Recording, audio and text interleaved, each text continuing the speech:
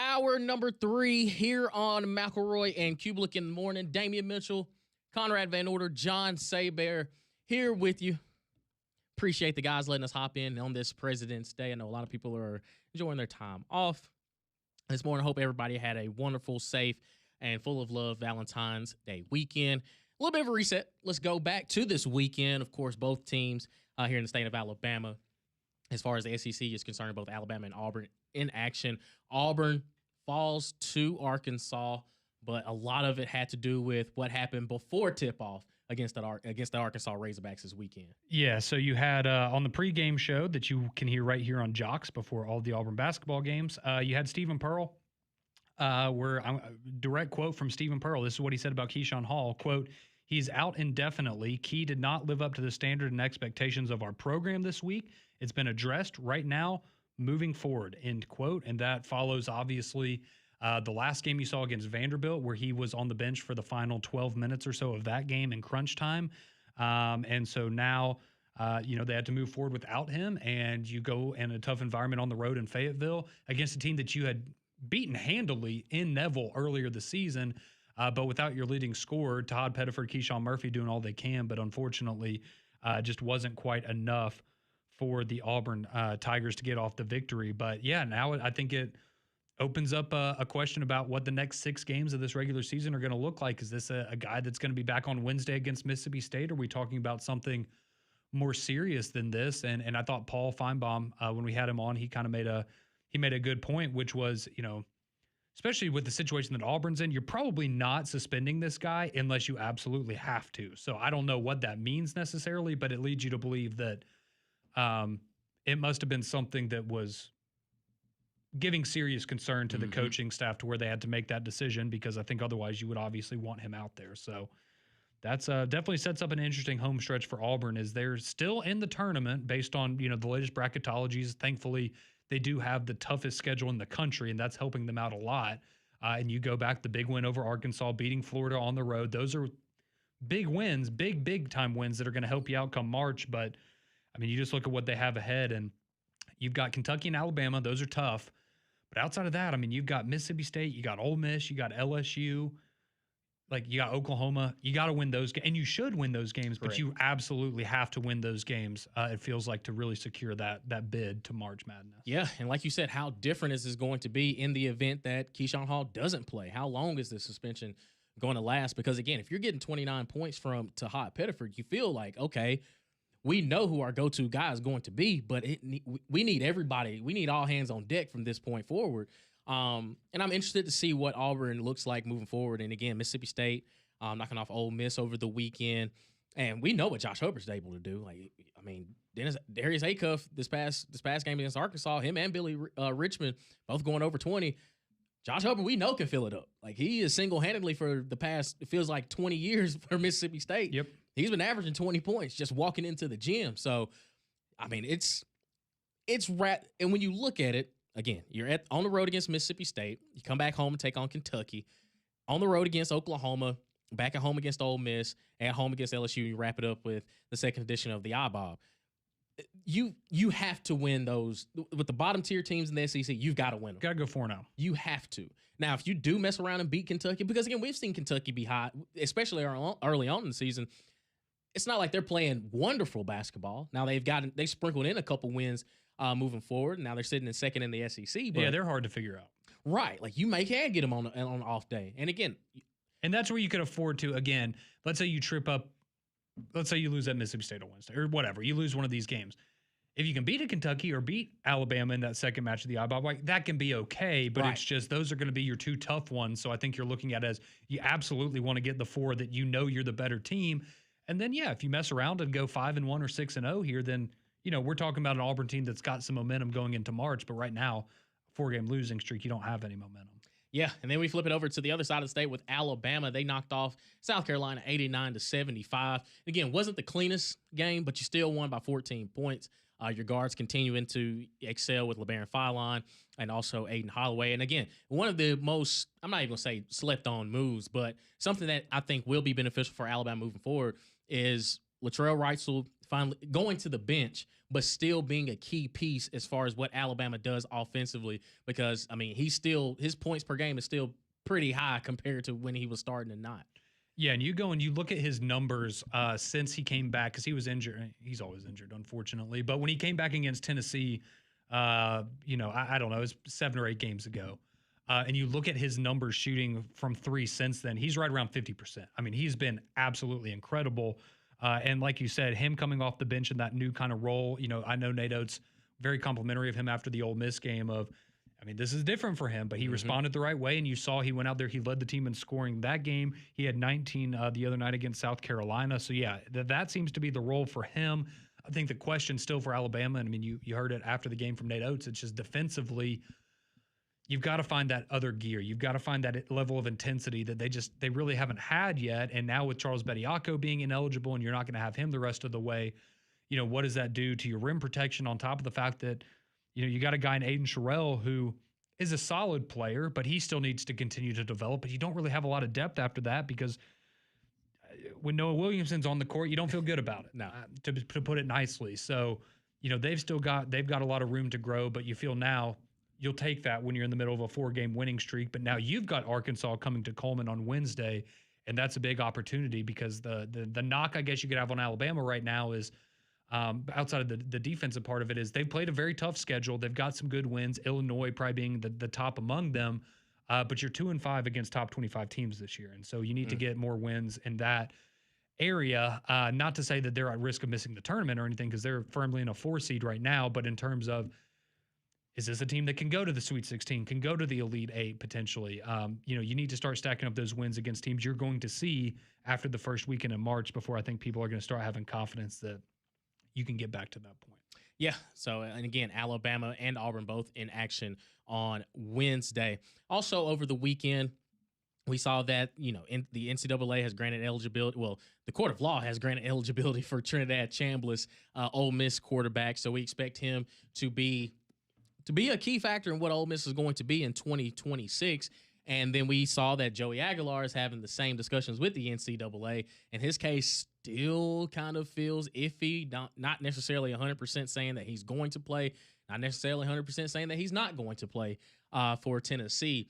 But it feels as though this offseason has been riddled with lawsuit after lawsuit and NCAA versus eligibility. At this point, who knows who's going to be eligible in 2026? And I think a lot of it has to do with Charles Bediako.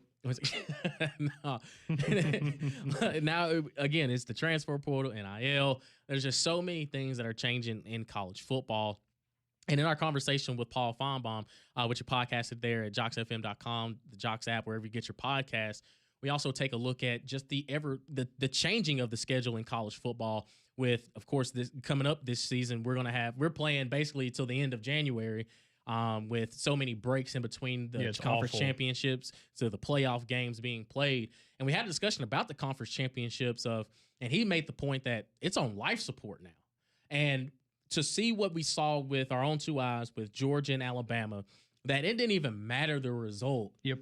Those teams were still firmly in the college football. Didn't even move. Like it was almost at the game wasn't even played. So when we look at just where the conference championships are, is it starting to lose its value the more we start to discuss college football playoff expansion and even the expansion within conferences? Because now we're looking at, Oregon and Indiana. Well, Oregon won the Big Ten last season and Indiana this past season where it didn't really even matter if they played the conference championship. Indiana was the best football team in college football. Yeah, and I think the interesting thing, as this moves forward is, there's so much money tied into those games that they're not just going to let that go away.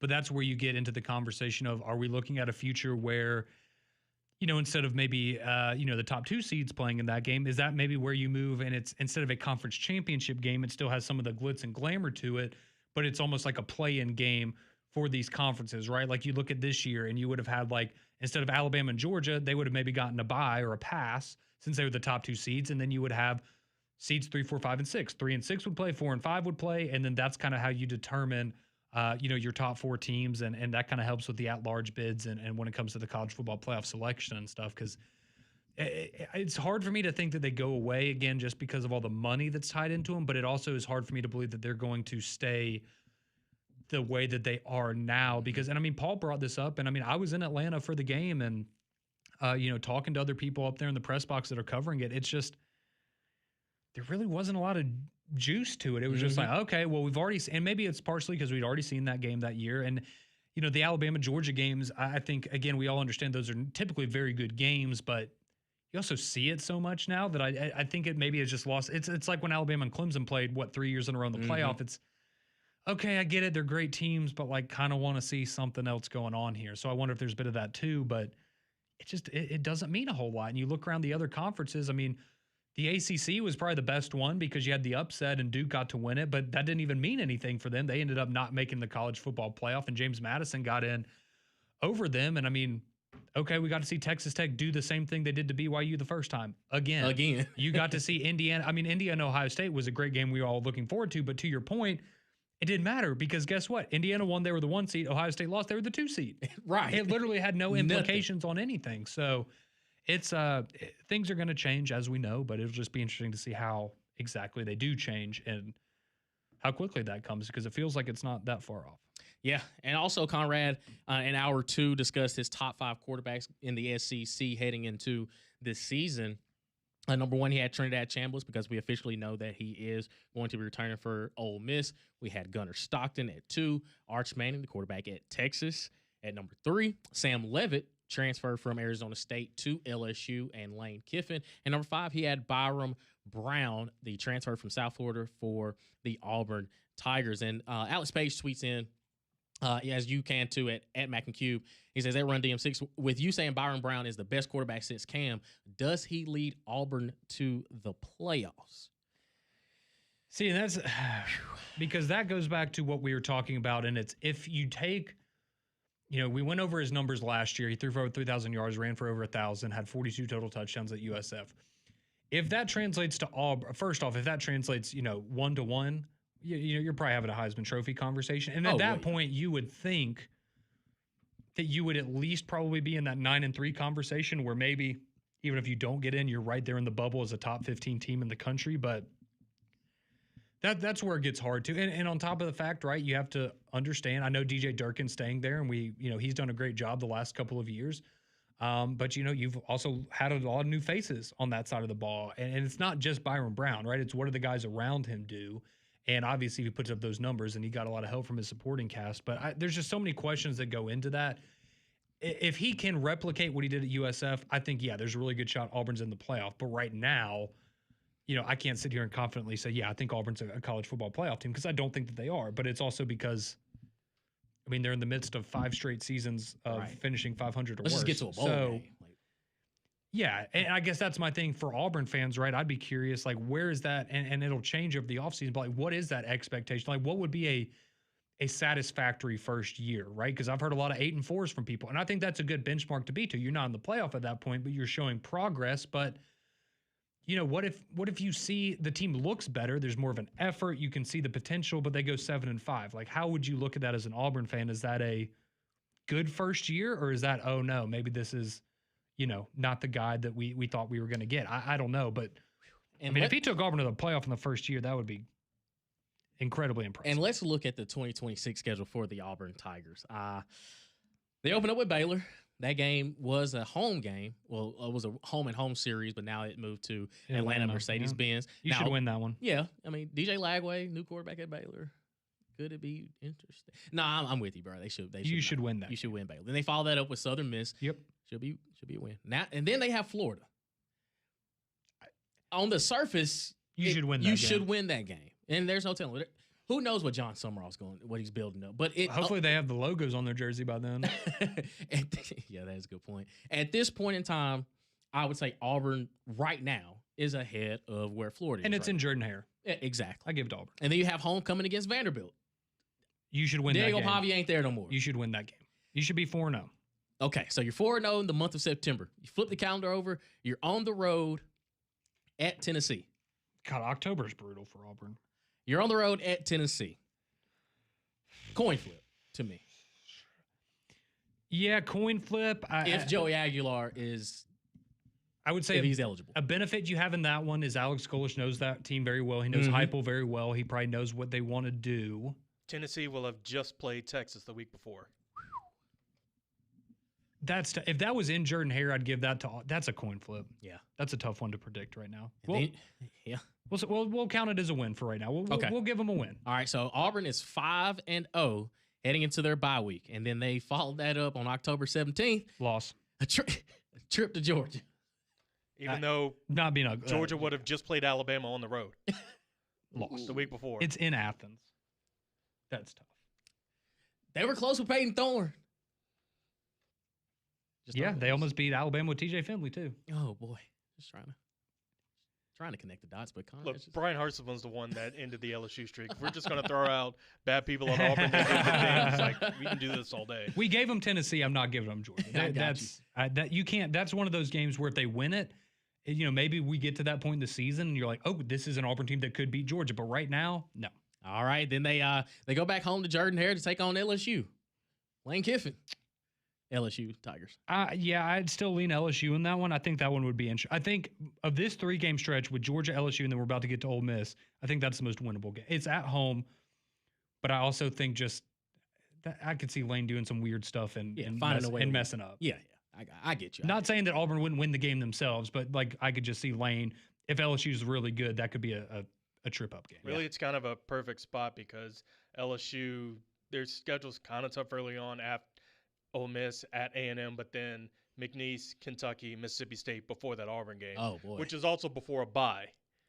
So you could have players kind of looking ahead, not really. And by the way, they get Alabama after that, so that could be we'll knock off Auburn. We'll have 2 weeks off. Ain't got to worry about it. So it feels ripe for a potential probable upset, especially given Lane finds a way to FAFO one game in the regular season. You're right. Oh, he should have been the coach at Auburn years ago. And then all of a sudden, those storylines that start popping up of, if Alex Golesh wasn't here, who would have been the head coach at Auburn? It would have been Lane Kiffin. But who knows? And then after LSU, they go on the road to Ole Miss. Win or loss? A loss. Okay. That's a loss. You sure? Yeah. I feel pretty good about it. Little trap game.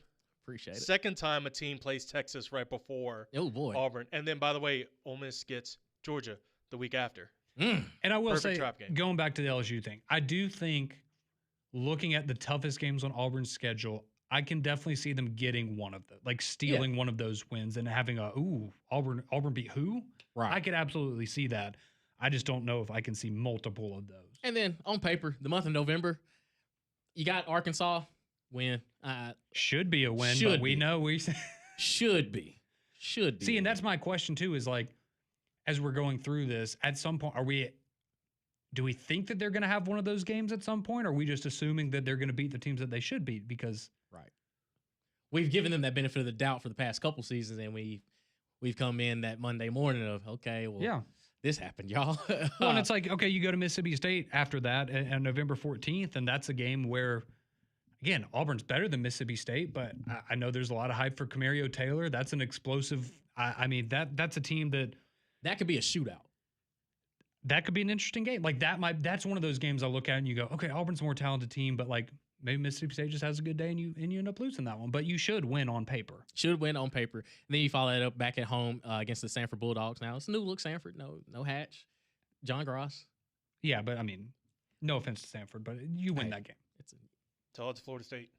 How many LCS games have they lately won? Exactly, man. Fair. Don't sleep on them. You predicting the upset right now? And then they have the Iron Bowl after that. Loss. It's in Bryant-Denny. Come on, man. It's in Bryant-Denny. They've been close. Mm-hmm. Didn't Cam win there? Come on. He did. And Byron Brown is the new Cam. Yeah, Byron Brown. I mean, he's the team who Cam Newton. I guess I can't. Yeah, can't argue with that. If Oklahoma can go in there and do it, how come Auburn can't? Huh? Mm-hmm. Mm-hmm. But no, I don't think Byron Brown can lead Auburn to the playoffs. Not to say that, again, if it all clicks, that he won't have a successful season, but a good bowl game, at this point, you will take it. At least that's how I look at it. It's may not have, I understand, have those expectations of, man, it's a new look, let's get some juice. If Kurt Signetti can do it, why can't Alex Golesh? But let's look at the bigger picture of, if it does not work out, I don't think the floor is 3-9. Like it's no. You're gonna be hella competitive. I mean, I would think the floor for Auburn this year is probably 6-6. But I think they'll be better than that. I guess I just look at it as if you beat the teams you're supposed to beat, That's going to get you to 7 wins. And then you look at Tennessee, Georgia, LSU, Ole Miss, and Alabama. Can you win one of those to get to 8 wins? Right. And if we're talking about an Auburn team that wins 2 of those games, right now we're having a different conversation. But it's just, again, until we see what it all looks like on the field, you bringing. I know they know what Alex Golesh's system is, but I understand the James Madison, Indiana narrative. But again, like, can you point to another program that's done that at that level, like that big of a jump? Exactly. And maybe that is what college football ultimately becomes. But right now we have one example of that, and it's hard for me to say that, oh yeah, that's going to translate to Auburn as well. And that's not an Auburn thing. It's any other program out there. You know, I'd say the same thing about Bob Chesney at UCLA now. Do we think that he's just going to pull a Kurt Signetti, bringing his kids from James Madison now? Probably not. Right. But I mean, who knows? You know, anything's possible. But Auburn is very intriguing. I think they have a lot of upside. It's just they really are a team. We have to see it all on the field come together before I feel like we really have an idea of what we're looking at with them. Absolutely. 205-834-9450. We'll keep the conversation going on the other side. Take a look at the other team in the state as well. As again, we're not saying playoffs are bust, but just take a brief look at what we expect. It's Alabama. Yeah, yeah. 205-834-9450. Keep it locked right here on McElroy and Cubelic in the morning.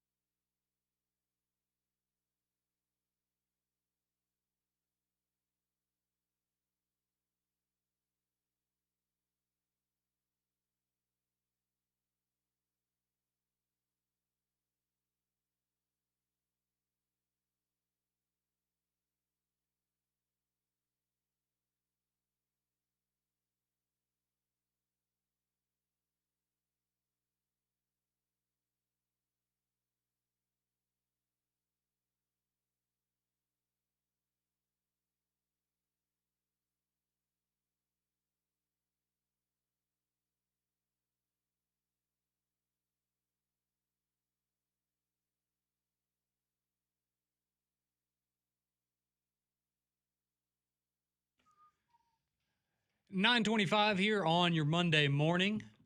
Appreciate you tuning into Mac and Cube. Greg and Cole, they'll be back tomorrow. In their place, Damian Mitchell, myself, Conrad Van Order, and John Saber are holding down the fort for another half hour or so before we hand you off to three-man front, Pat Langevin Molly, continuing the coverage for you. And then, of course, the Paul Feinbaum show coming up from 2 until 6. Spent a lot of time talking about the Auburn schedule for next season and kind of what our expectations are, potential trap games for them, and what we think the ceiling and the floor is for Auburn. And momentarily, we'll give you the latest on some new roster changes for the Alabama Crimson Tide. Yeah, flu season is here. Make sure your home's healthier with Trane's Clean Effect Home Air Cleaner. It removes up to 99.9% of airborne particles, including those that cause virus. Is 100 times more effective than standard air filters and 8 times more effective than HEPA room filters.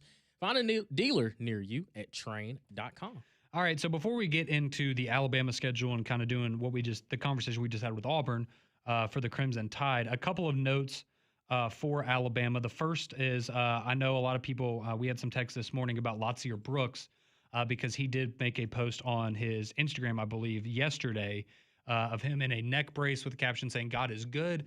I've been told by people around the program that he was in not as serious, but he was in a car accident yesterday that was not his fault, but he was in a car accident, and the neck brace is more of a precaution than anything. It's not a serious injury. It's just trying to be careful with his recovery there. So seems like it is good news on that front, at least for the Crimson Tide, and a player that really kind of came into his own this year and is expected to be a big factor for the Crimson Tide moving forward. But speaking of wide receivers, over the weekend, they did also add to that wide receiver room, and Alabama picked up Mississippi Gulf Coast Community College wide receiver Tyler Henderson. So he was a first-team All-American in the JUCO ranks this past season. He had 67 catches for 1,299 yards and 12 touchdowns. So some more depth there for that receiving room for the Crimson Tide. And some former players, making it known that maybe this isn't the kind of player that Alabama needs to be on their roster. But as we talked about this a couple hours ago, now that rosters have gone from 85 to 105, even if you're not filling up all 105 spots, like, you've got to have guys for depth, right? Mm-hmm. Whether it's for injury, for practice, guys that you view as development pieces for the future. That's where these guys kind of come in. This is not we wanted to go for a 5-star guy, but instead we went after this JUCO guy. No, you're filling out your roster. And the last check I had was Alabama around 92, 93 for their total roster right now. But they made an addition with Tyler Henderson over the weekend, and that is where the Crimson Tide stand right now. Absolutely. And taking a quick peek in the 2026 schedule for the Alabama Crimson Tide, again, a lot of it is going to hinge on who is the quarterback, and can Alabama run the football? Can they line it up and run the football? And just your gut opinion right now, Conrad, who do you think will be the day one starter for the Alabama Crimson Tide at quarterback? I go back and forth on this. If I was a betting man, I'd probably say Austin Mack. Austin Mack. So we will. I would have told you, though, 3 months ago it was Keelan Russell. All right. So we are going with this. Austin Mack is the starting quarterback for the University of Alabama, and we look at the 2026 schedule. You open up with ECU. Loss. Those Pirates, man. Yeah, that's a win. All right, and you open up SEC play at a new-look team on the road at Kentucky. Win, but I think that could be a game that is like I don't feel comfortable watching it kind of a game. Not saying that Kentucky's going to win, but just defensively, I could see it being a first SEC road start for whoever the quarterback is. It is a new look, like Saber said, with Will. And I really like Will Stein, what he's done with that roster so far this offseason. But that should be a win. Got you. And then the rematch from last season. We saw this one open the season up in 2025. Alabama lost to the Florida State Seminoles. Mike Norvell back against the wall. Is this man going to have a job at season's end? Maybe this game could be a telltale sign, but they welcome in Florida State in Tuscaloosa. You got to win that one. Tommy Castellanos is gone. Gus Malzahn is gone. Like you said, Mike Norvell's a dead man walking. He is. They wanted to fire him this year, but his contract. They broke. Yeah, his contract's too expensive. Florida State does have the bye before this, so they have an extra week to prepare. If you had to tell me one game, I think Eastern Carolina might have a better chance of upsetting Alabama than Florida State. They're not going to lose this football game. That's what I'm talking It's about. like Vanderbilt last year. They were not. If you had asked me one game last year that they were not going to lose, it was Vanderbilt. They were not going to let that. Okay. The revenge thing. All right. The motivation. You said it, not me. So Alabama's 3-0. going into the next matchup with South Carolina. Now, this game was close. The past 2 seasons, Absolutely. man. Another coach, dead man walking. He's basically fighting for his life as the head coach in Shane Beamer. And Lenore Sellers, he a grown man now. He ain't sneaking up on nobody. Y'all gonna beat South Carolina. Yeah, they should. Okay. They should. But, I mean, you brought up a great point. It's been really close the last couple of years. And, yeah, again, I think that's another one that you kind of hold your breath the whole way through. But, yeah, again, we're just on paper. What we're saying right now, yeah, you win that game. You should win that game. All right. Then you open up the month of October 3rd, on the road in Starkville, Mississippi. Yeah, all right, Jeff Levy can't do it. No offense. It's just he's taking some tough teams to overtime. Come on now. And he beat Arizona State, which was in the playoffs last year. Do we need to look at Mississippi State's history against Alabama? That's like the one team they can't beat.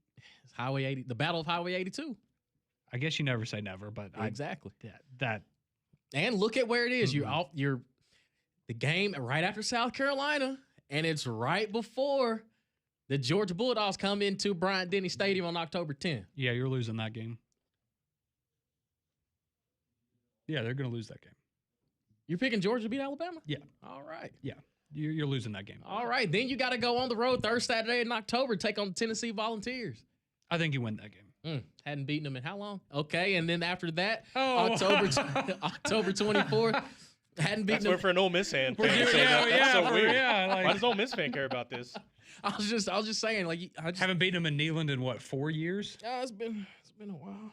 I think it might have been 20. Yeah, they got another decade before we're having us. It might have been 2020, but who knows? I know we talked about this last hour, but it's very admirable of you to choose to be fans of teams that are not Alabama when you're about to go home to someone who's an Alabama fan, man. You keep saying, like, if she wanted to, she could kill me. Well, it's stuff like this that makes me question that. So you think Tennessee gets that game, or you think Alabama gets it? You think Alabama wins that game or Tennessee? I thought you were talking about Texas A&M and Alabama. No. I've moved on from Alabama and Tennessee. Okay, so you think Alabama wins that game? So you're asking how long A&M it's been since they've won. Okay. How long has it been since A&M beat Alabama in Neyland? That's what he asked earlier. Okay, yeah, got it. No, I think Alabama gets Tennessee. Whether Joey Aguilar plays or not, I think Alabama gets them. And after the third Saturday in October, you welcome in the Texas A&M Aggies, man. Homecoming. I think you probably lose that game too. A&M does kind of have a de facto bye week. They have Citadel right before, so they, in essence, have an off week right before it. Yeah, and you're coming off the game in Knoxville, which could be, probably a competitive, emotional type game if you win that one. And you hadn't beaten them in how long? So yeah, like that's a rivalry game. You never know what could happen. Yep. Okay, yeah, I'll take Texas A&M in that one right now. Dang, so Alabama 6-2. Yeah. Going into November. Yeah, you get Halloween off, so you can dress up and go to your celebrate Halloween Saban's party. birthday. Yeah, you can have a good time. But then the month of November, you got to go on the road to, some people call it Death Valley, LSU. Lane Kiffin's LSU now. God, people are going to hate me. I think you lose that game too. Alabama's getting ready for the Birmingham Bowl in Conrad's eyes. So they are 6-3. Mm-hmm. How can we can't call him Crimson Conrad no more? Lord, no. Wow. A lot of questions with this team. Boy, I'm over here sweating. Boy, I got nervous. A lot of questions. Whew. Hey, listen.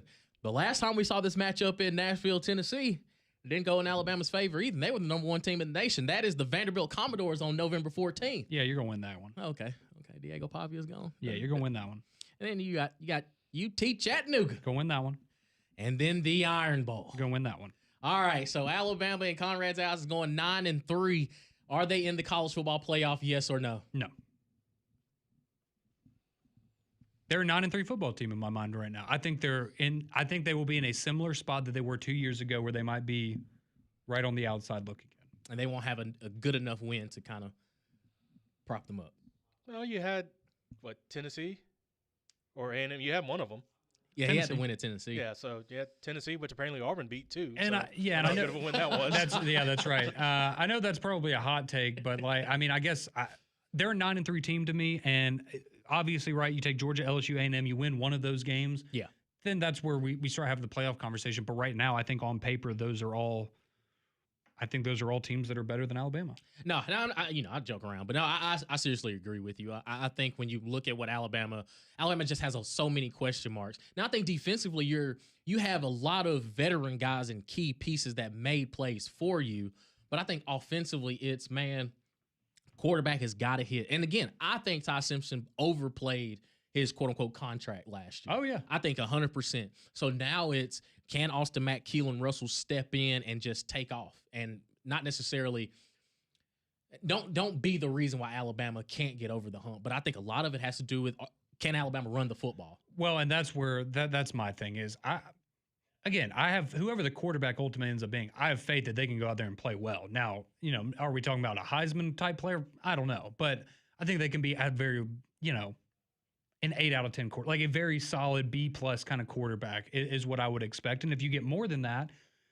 then again, you start having a different conversation. But I mean, I think like everyone else, that whole offensive line is new outside of Michael Carroll, but he was a freshman last year and he, had some flashes, had some struggles. You got a lot of young guys that you are going to have to get to gel and develop very, very quickly. Now, it is good. You have Rayson Delgado coming in at center. He's an experienced guy, but he's coming from a lower level of competition.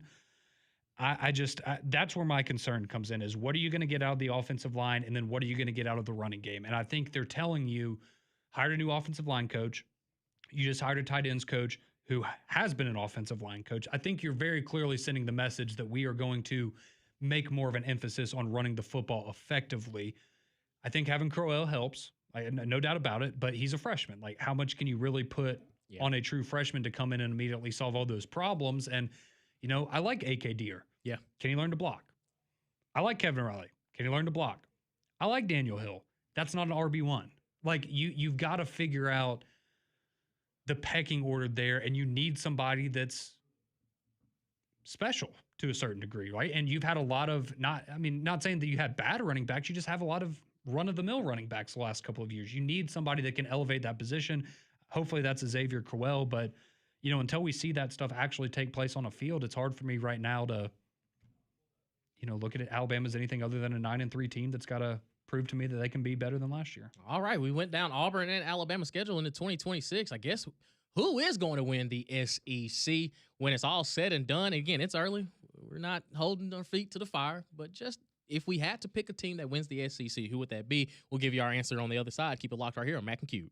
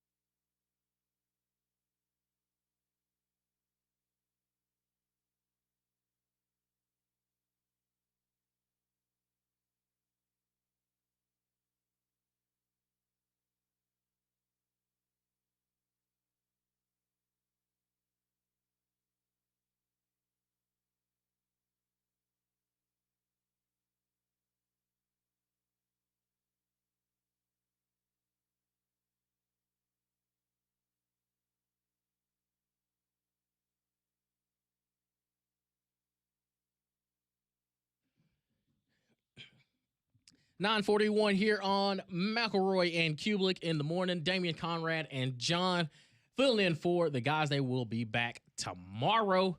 We went down to Alabama and Auburn's 2026 schedule. And again, these are just projections. We're not holding your foot to the fire, but Conrad said Alabama's not a playoff team. They're sitting at 9-3. And again, a lot of the question marks come with the quarterbacks and also what are you going to do as far as establishing the run? And I agree with you 100% that you can't feel confident in a lot of these things because, again, this was your Achilles heel in the backstretch of last year that you were a playoff team, but also Ty Simpson covered up a lot of the pitfalls that you did have because you put everything on him, and he did about as best as he could with the skill set that he has.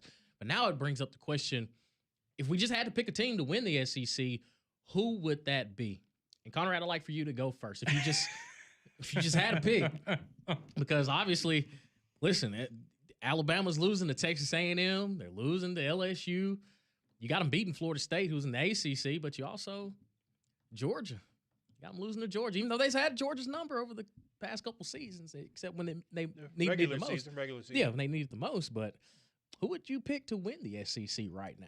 So if we're talking about, if we're talking about going to Atlanta and who I think would ultimately win that game, it would be hard for me not to still go with Georgia. Okay. I just don't want to say Texas right now because I think Texas, and it's not like, oh, I hate Texas. I'm just saying in the point of, again, I need to see them beat a team of that caliber with that much on the line. And I know it was 2 years ago and it's a completely different team, but it was a good Texas team that made the playoff. But when they played Georgia, there was nothing there, right? And so now, if you're just asking me Kirby Smart in that type of a game, because I do think Texas and Georgia are the top two teams going into the season. It's hard for me not to pick Georgia in that spot in Atlanta to take care of their business. That doesn't mean that they're ultimately going to win the title, right? Well, you could see Texas lose that game and go on and win a national championship, right? You never know, but it would be really hard for me to pick against Georgia right now. They're just a little bit more of a known commodity to me. I know that the intrigue is with Texas, and Texas should win the SEC with how much money they're spending on their roster and how much talent they have. They should. But they also should have not lost 3 games last year. Correct. So, again, I try to be careful with Texas because it's very similar to, like A&M, right? It's just we kept projecting them to do something, and finally A&M did last year. They made the college football playoff. Yep. Now can Texas do that same thing this year? So I would go Georgia. Do you agree with that, or would you go somewhere else? I think they'll be one of the teams that will play in the SEC championship. You're going Ole Miss. Yeah. I really do think the Trinidad Chambliss eligibility does play a big factor into this. Like, I do think that if there is a quarterback in the league right now that can single-handedly just take his team as far as they need to go, I would put all my chips on the table behind Trinidad Chambliss. And also, again, I know the pieces that they've lost defensively through the portal to LSU. I just think that even if they have to go back to just outscoring everybody, I think they're equipped right now to beat you however they need to offensively. If that means Trinidad has to go out there and throw for 400, he can do it. I do think some of the pieces at receiver are going to be a little bit interesting, how they replace a lot of the guys that have played in the system for a while. But I do think that Keywan Lacey in the backfield, the offensive line, really and truly, I'm not saying they have to go out there and be road graders. They just move people out of the way a little bit. Mm-hmm. Keywan Lacey can go for $150 easy. And I think the dynamic duo that they have in the backfield with Keywan Lacey and Trinidad Chambliss offensively, they're going to be able to score at will. Like, I don't think there's a team defensively right now that I can definitively say, like, that's going to stop Ole Miss. Because even in the matchup with Georgia, it got ugly in certain situations that you kind of felt like, man, Ole Miss is just, they're scratching, they're clawing. And they did. And they still came back and won the game, especially in the college football playoff. Now, they had them on the ropes the entire time in Athens and really should have won the ball game, but they gave it up late. But I think right now, I believe that Ole Miss, forget my fan biasness aside, but I really do think that right now, Ole Miss, to me, if you just had to roll the ball out there, they could score at will and nobody would really be able to stop them. Well, and I think the other thing that, carries over to this year and you now have a team, and with Trinidad coming back, right? Like, you have a group of guys, and I know, a lot of guys leave every year, right? That's how it works. But you have a group of guys that have seen them do it. Yeah. And I think maybe for the longest time there was kind of that mental roadblock, and I think part of that honestly was Lane Kiffin had a mental roadblock of getting to that next level. But now you've seen that you can do it. You beat Georgia in the college football playoff. You were a play or two away from playing for a national championship, and those guys know that. Like they believe, oh, we can go and beat any team in the country on any given day. Like it doesn't matter. We're good enough to do that. But yeah, my concern is a little bit on the defensive side of the ball, and now with Pete Golding being the head coach, like does that maybe take away a little bit of what he does on the defensive side of the ball? And I think, again, I expect them to be similarly productive on offense? Yeah, but I think it's also fair to bring up Charlie Weiss Jr. being gone and how big of a difference does that make, right? Can somebody just come in and fill those shoes, or is that going to be a tougher task than maybe we think? But I think Ole Miss is certainly up there in the conversation. I wouldn't be surprised at all to see them in Atlanta. But you have Ole Miss winning, and you would have them playing Georgia. Yeah. So would Texas be your third? Yeah, they'll be number 3 team in the SEC. They're gonna find a way to blow it. They'll find a way. Even with all that talent that they have on paper, they'll find it. Well, and again, I think the problem for them, again, it's not the first game of the season, it's the second game of the season, but do you end up in a situation where you lose to Ohio State again, and that's what keeps you out of a playoff? Yep. And then at that point, that goes back to the conversation we had earlier with Larry of, is Alabama going to cancel that? And yeah, you're going to see a lot of people start to cancel those games because you're going to go, man, we went 9-3 in the deepest conference in the league 2 years in a row, and we lost to a top 2 team in Ohio State, and now we're not getting into a college football playoff because of that. But that would be my thing for Texas. And I know that doesn't impact going to Atlanta for the SEC championship, but in terms of ultimately getting into a playoff, do you lose to Oklahoma again? Like that's a team that, a couple of years ago, like they had your number. You beat them this year, but do they get back at you? Ole Miss. Feel like Ole Miss is going to have a great opportunity to win that game. Can LSU beat you? Can you beat Texas A&M on the road in College Station? Because you couldn't beat them at home this year. So, I understand why there's the hype for Texas, but I'm being cautious. But they have Cam Coleman. Mm-hmm. Yeah, that's great. Auburn had him the last couple of years. How'd that work out? They were close. They had Isaiah Bond. Yeah, Texas had. How much did that help? Yeah. Well, let's just hope Cam Coleman doesn't fumble in the final minutes against Texas A&M this year. Oh, boy. 205-834-9450. Your text message, your calls on the other side. Let's wrap things up here on Mac and Q.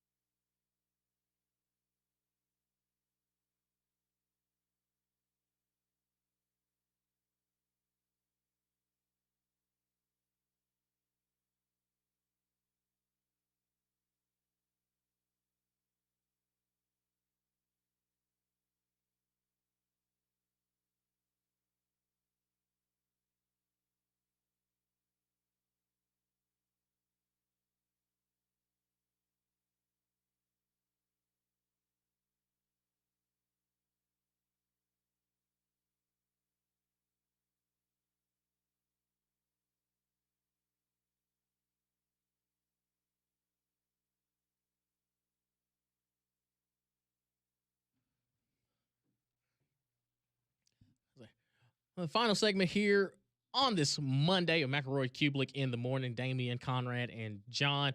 Appreciate all of y'all tuning in on this President's Day. Hope everybody had a safe and wonderful, full of love Valentine's Day weekend. And we discussed we went over Alabama and Auburn's schedule here in this final hour. Also just giving our on paper, our picks for who is the best, who will win the SEC in 2026. I want to hear from you. 205-834-9450. Ken texted in and says, Bama O-line and running backs are not up to top-tier SEC level. Quarterbacks lack the experience to take over a game. Sark's teams are mentally and physically soft. Ooh, Texas soft. He said he likes Texas A&M and Georgia in the SEC championship game. Texas and Georgia? Texas A&M. Oh, Texas A&M and Georgia. Hey, listen, man. I mean, I could, again, I could see that. If Texas A&M plays defense like they did last year outside of one game against Texas, it's hard not to believe in them. But it's Marcel Reed. If he clicks, then yeah, I'm trending upward on Texas A&M because they've at least shown me what they can do. Like, instead of having that blind hope of like, man, on paper, they got it. But then this past season, outside of, the last two games of the season, it was, this team is for real. Like, they are legit. And I mean, they went on the road and knocked off a Notre Dame team that, one of the best wins in the country last year. Yeah, ticked off that they didn't get in the college football playoff, and Texas A&M did. So I'm not mad at it. Not mad about it. Somebody else takes in and says, new staff at Ole Miss, new players, and Golding will be fired in 2 years. Sweet Jesus. I just need to know what he's going to do for 2026. I don't know. I don't really care what happens in 27. Yeah, I mean, I guess they ain't going to fire him after a playoff run. They should. Where are you going to go? I don't know what, and I guess, okay, if you're still pessimistic about Ole Miss, I guess I can understand why, but I'm like, I mean, you saw that guy go and win multiple playoff games. Yeah. And snatched Clemson's best linebacker. That's right out of class. Right out of his 8 a.m. class. But, yeah. I feel like the floor for Ole Miss has to be, 9-3? Oh, 100%. It should be. 100%. John texts in and says, John here, I'd like to know what they think Tennessee's record is going to be, especially with Aguilar. Because apparently Bama's winning in England and Auburn's beating us too. Half the new defensive staff won a natty 2 years ago. A lot of players grabbed for the defense that know Jim knows defense. Not to mention the playmakers on offense led by Joey and don't have a tumor on his bicep. And he doesn't have 2 months to learn the system. He'll be in year 2 starting Heupel's system. Make it make sense. Looking at Tennessee's schedule right now. To be fair, that was a coin flip with Auburn. Yeah. I would go 8-4 for Tennessee right now. Yeah, they got you got A&M on the road, you've got LSU at home, you've got Alabama, you've got Texas. So I mean that right there, let's say you win one of those games, and then I could see you tripping up against at South Carolina or the Auburn game like we talked about. You have to go to Georgia Tech the second week of the season. That might be a more interesting game than we're giving it credit for. They got baby Mendoza. But I mean, I'd go 8-4 for Tennessee, right? And again, that's one of those things where if Aguilar takes that next step and the Jim Knowles defense is the Jim Knowles defense we've seen the last couple of years at Ohio State and Penn State, yeah, I could see Tennessee, being in the playoff conversation. But right now, I'd probably go 8-4. Yeah, I think that's reasonable. I think that's reasonable. And again, a lot of it has to do with Joey Aguilar coming back. That makes them better. But he's also the kind of guy that, he can lose you a football game. 100%. Oklahoma. Alabama. He can lose you a football game. So you need him to be better with his decision making. And if that's the case, then yeah, maybe Tennessee does find themselves in the mix. But yeah, right now, got to see that. Yeah. 205-834-9450. Your buddy Chris has been on the phone lines holding on for a while. What's going on this morning, Chris? How you doing, Damian? Congratulations on getting hitched, man. Hope everything works out for you. Thank you. Yeah, just anything I can say about this, as the saying goes, pick your battles and happy life, happy wife. Absolutely, man. I appreciate it. No problem. And also, your thoughts on the new Texan Titans logo. But I think Austin Mack will be just fine. Possibly get a Heisman candidate see if the offense works out just the way it worked on. What do you guys think? Austin Mack for Heisman, if it all works out. I mean, I guess Ty Simpson was in that conversation this year, so I would say that's the ceiling, but I'm not going to bank on that. The academic Heisman, maybe. Smart kid. Yeah. You like the Titans logo? It's the sword, right? Yeah. I like that. I mean, it's not bad. Tighten up. What does Cam think? Does he like it? Oh, he approves. That's all that matters. He approves. Oh, okay. He'll be as long as him and Jeffrey Simmons ain't got no problem with it, we good to go.